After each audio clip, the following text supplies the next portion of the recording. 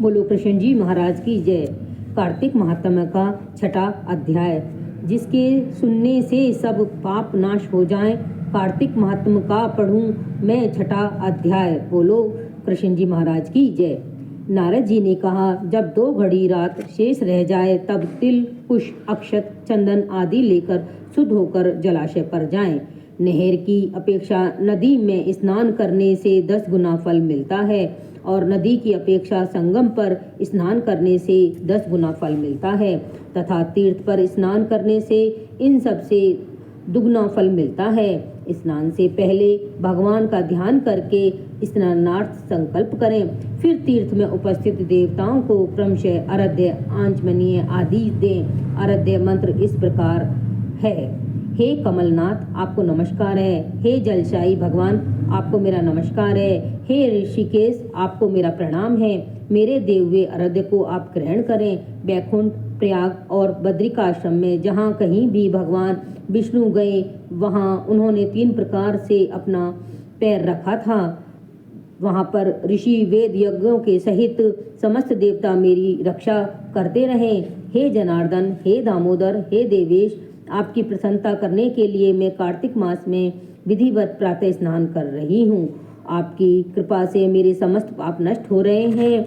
हे हरे, कार्तिक मास के व्रत तथा विधि पूर्वक स्नान करने वालों में मैं आराध्य देती हूँ। आप राधिका सहित ग्रहण करें। हे कृष्ण, हे प्रबल राक्षसों का नाश करने वाले भगवान, हे पापनाशक, कार्तिक मास में नित्य प्रति दिए हुए मेरे इस आराध्य द्वारा कार्तिक स्नान का व्रत करने वाली फल मुझे प्राप्त हो। इसके बाद विष्णु, शंकर तथा सूर्य का ध्यान करके जल में प्रवेश करें और नाभि पर्यंत जल में खड़े होकर विधि पूर्वक स्नान करें। गृहस्थी तिल और आंवले का चूर्ण लगाकर तथा विधवा स्त्री व यति तुलसी की जड़ की मिट्टी लगाकर स्नान करें। सप्तमी, अमावस्या, नवमी, त्रयोदशी, द्वितीया, दशमी आदि तिथियों को आंवला तथा तिल से स्नान नहीं करना चाहिए। स्नान करते हुए निम्न शब्द कहें। जिस भक्ति भाव से भगवान ने देवताओं के कार्य के लिए 3 प्रकार का रूप धारण किया था, वही पापनाशक भगवान विष्णु अपनी कृपा से मुझे पवित्र करिए। विष्णु जी की आज्ञा से कार्तिक व्रत करने वालों की इंद्र आदि सारे देवता रक्षा करते हैं, अतः वह मुझको पवित्र करें। बीजों, रहस्यों और यज्ञों आदि वेदों के मंत्र कश्यप आदि ऋषि, इंद्र आदि देवता मुझे पवित्र करें। गंगा आदि सभी नदियाँ, संपूर्ण तीर्थ, 7 समुद्र और समस्त जलाशय मुझको पवित्र करें। अदिति आदि सभी नारियां, यज्ञ, सिद्ध, सर्प और सब औषधियों व 3 लोकों के पर्वत मुझे पवित्र करें।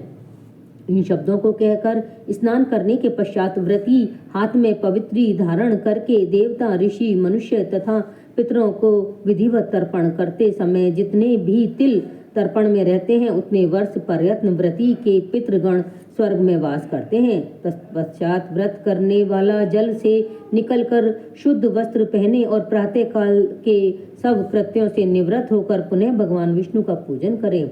समस्त तीर्थों के सारे देवताओं को स्मरण करके भक्ति पूर्वक चंदन, फूल और फलों सहित भगवान विष्णु को फिर आराध्य दे। आराध्य मंत्र का अर्थ इस प्रकार है। पवित्र कार्तिक मास में मैंने स्नान किया है।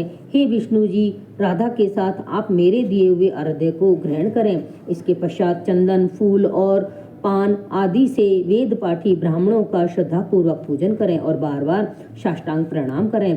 ब्राह्मणों के दाएं पैर में तीर्थ रहते हैं, मुख में वेद और सारे अंगों में देवता निवास करते हैं। अपने कल्याण की कामना रखने वाले लोग न उनका अपमान करें और न इनका विरोध करें। फिर एकाग्रचित हो भगवान विष्णु की प्यारी तुलसी का पूजन करें, उनकी परिक्रमा करें, उनको प्रणाम करें। हे देवी, हे तुलसी, देवताओं ने ही प्राचीन काल से आपको निर्माण किया है और ऋषियों ने आपका पूजन किया है। हे विष्णु की प्यारी तुलसी, आपको मेरा प्रणाम है। आप मेरे सब पापों को नाश करें। इस प्रकार भक्ति पूर्वक सब लोग कार्तिक व्रत का अनुष्ठान करते हैं। वह संसार में सुखों को भोगते हुए अंत में मुक्ति को प्राप्त करते हैं। बोलो विष्णु भगवान की जय, कार्तिक महाराज की जय, तुलसी मैया की जय, बोलो लक्ष्मी मैया की जय।